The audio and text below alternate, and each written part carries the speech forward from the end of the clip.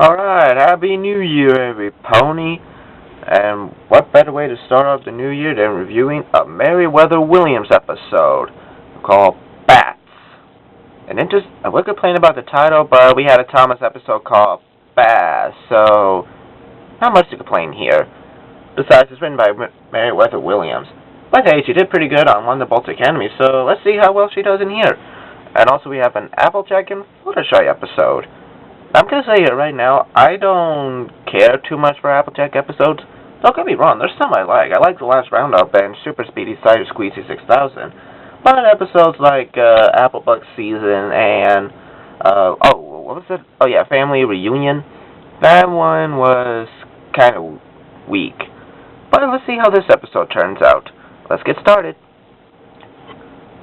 The episode starts off with Applejack harvesting the apples.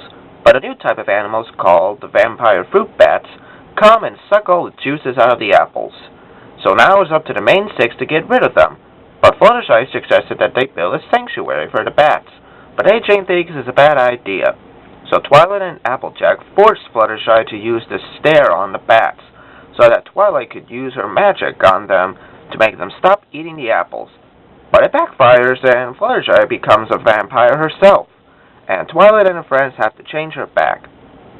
The story is not a bad story. It's got some nice pacing, and I like how they did it.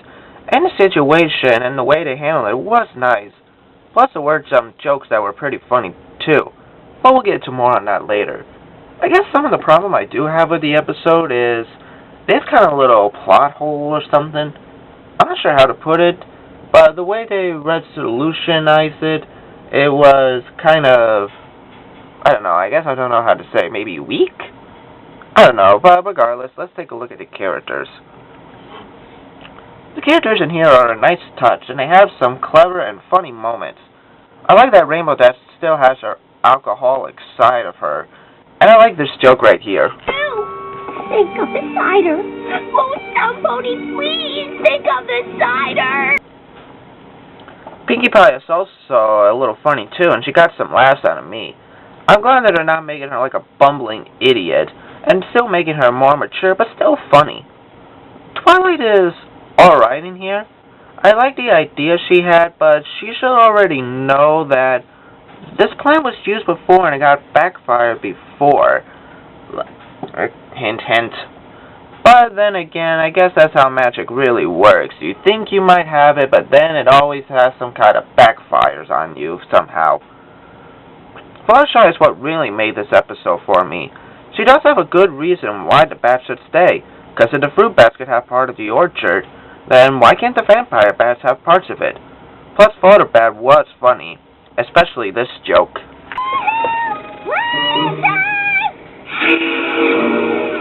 Not Fluttershy, that's Flutterbat! Applejack was okay in here. She still has her stubbornness, but she should already know that even if she does drive them away, they'll still come back no matter what, and they'll still eat the apples. So in my opinion, she should have listened to Fluttershy in the first place. But then again, this is AJ we're talking about here, so yeah, that would be kind of pointless anyway. The only character that was really pointless in here was Spike. He was just there just to write the moral at the end. What was the point of him being here? Anyway, let's move on to the animation. The animation here is not that bad. It gets pretty good at the dark, setting up the mood of the scary feel when Fluttershy turns into a bat.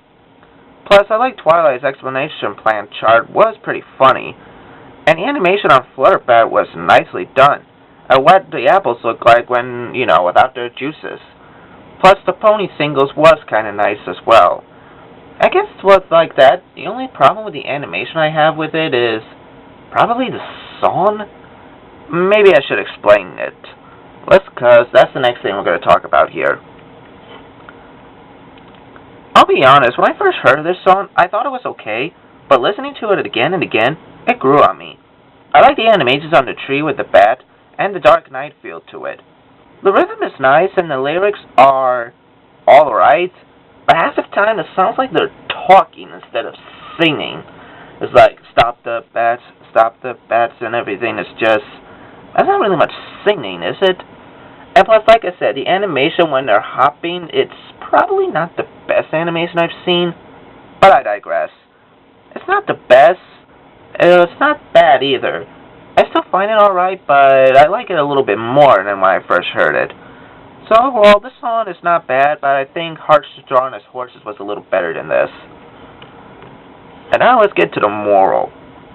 The moral of the story is pretty nice and a good moral, and I like the way they try to explain it. Is that sometimes you have to tell your closest friends no on something they force you to do and you don't think it's not right. That's another good moral for the kids. But again, does Spike really have to write this? It would have been better if AJ and Fluttershy wrote this. But anyway, I also like in here, like, they do focus on the moral, but they try something else. Like, I thought in this episode, like, Twilight was gonna, like, put the bats into the spell where they couldn't eat the apples, but then the next morning they ate the apples again, but no, they didn't go that route. They just turned Fluttershy into a bat, which I thought it was a pretty nice turn. I give them props for that. So overall, I enjoyed this episode. It was a pretty fun and silly episode. It's got a nice animation, Fluttershy was great, and the whole Fluttershy bat scene was funny. If I did have the problem with the episode, it's that Spike was pointless in this, and Twilight was too stupid to realize that playing with Sky is a no-no. But other than that, I give this episode an 8 out of 10. Is it the best? No. But it's pretty funny and another silly, goofy episode.